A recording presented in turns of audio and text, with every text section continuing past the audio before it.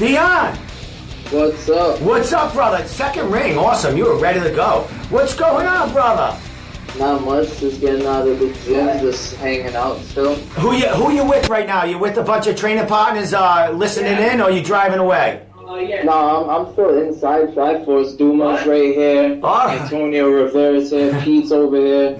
Excellent. I just announced that your training partner Doomer's on the next CES card, so I hope he doesn't care that I threw that out there. But it doesn't matter. I don't care. I threw it out. I told him I was going to throw it out there before he announced it anyway. So good. Okay. What's up, brother? You're training with beasts right there. The names you just mentioned. They're getting you. They're getting you ready for your amateur debut at Cage Titans.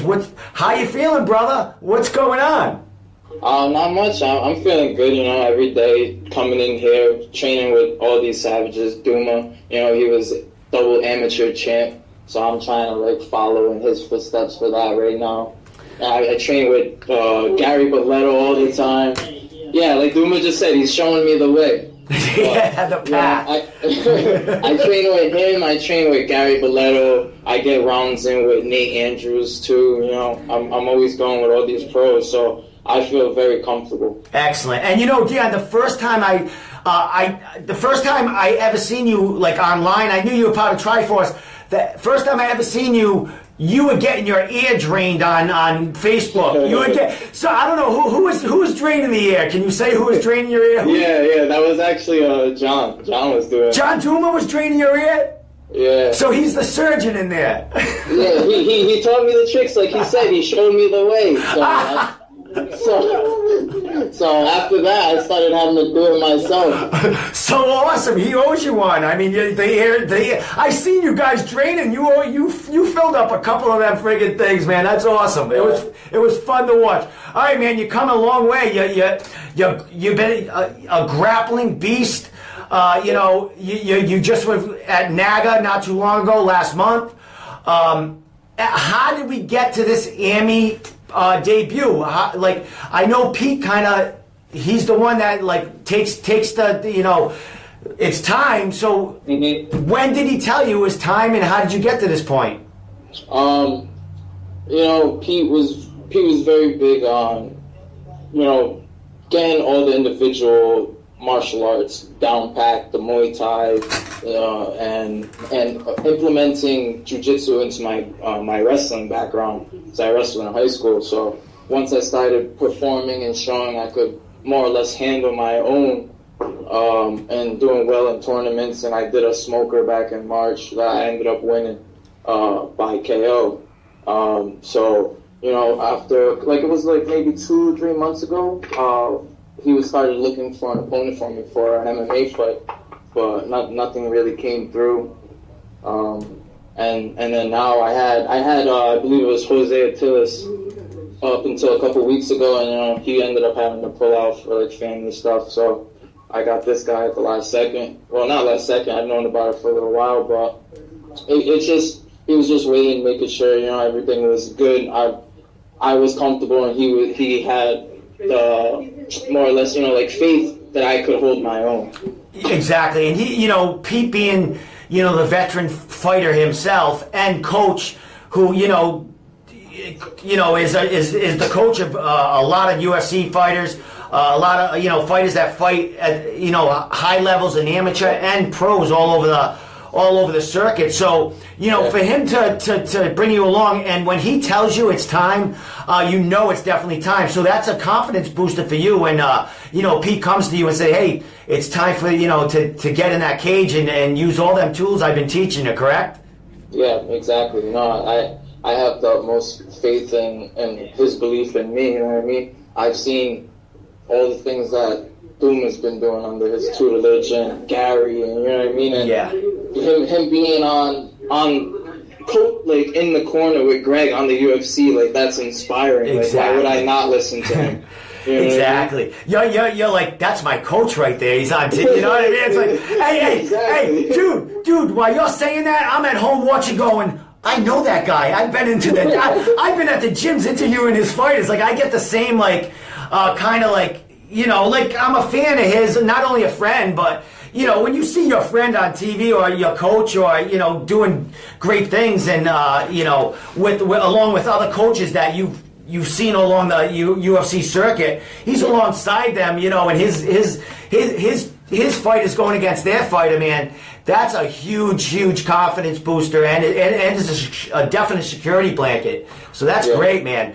Now you're fighting this kid. I mean, he's Billy Goff. He's making his amateur debut too. I don't know much about him, but have you seen him in around the grappling field, the local scene doing anything, or is this just they matched you up and there's a name and you're just gonna fight your fight and that's it? I mean, for all I know, he could have done tournaments because I've done the Good Fight in Connecticut that just had, I think it just passed. Yeah, September 30th was the submission-only Good Fight in Connecticut. I did Tap Cancer out in Connecticut a couple months ago, too.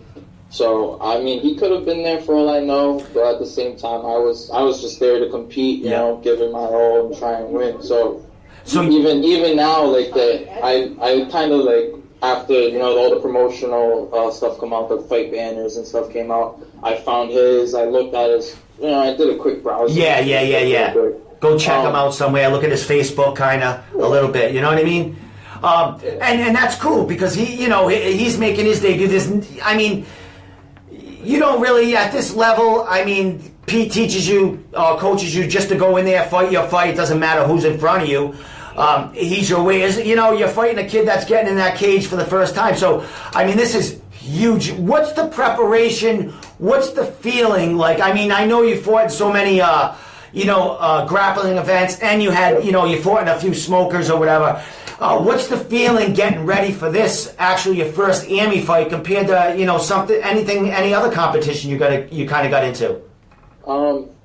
That's the funny thing. A lot of people always ask me if I'm nervous. I'm really not that nervous, I've been playing sports since I was 4.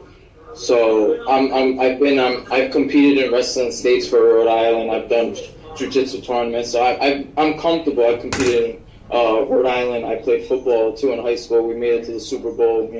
So I'm used to playing in front of crowds and in front of people. It's a little different though, because I'm trying to actually it's for fun, but I'm also trying to do something with this too.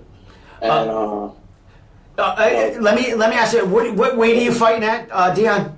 It's a catch weight 160. Nice. What you cutting any weight? Just a few pounds? Yeah.